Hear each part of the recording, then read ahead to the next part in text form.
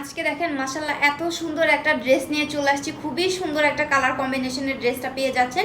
এই ড্রেসটা আপনার পছন্দের মানুষকে দিবেন, আপনার পছন্দের মানুষ একদম খুশি হয়ে যাবে। এবং আপুরা কিন্তু আপনাদের হচ্ছে যে কাউকে কিন্তু গিফট করতে পারেন, ভাইয়ারা বা আপুরা আপনাদের হচ্ছে গিফট করতে পারেন এই ড্রেসটা। ওড়নাটা কিন্তু খুবই সুন্দর, ওড়নাটা এবং ফুল ড্রেসটা খুবই সুন্দর।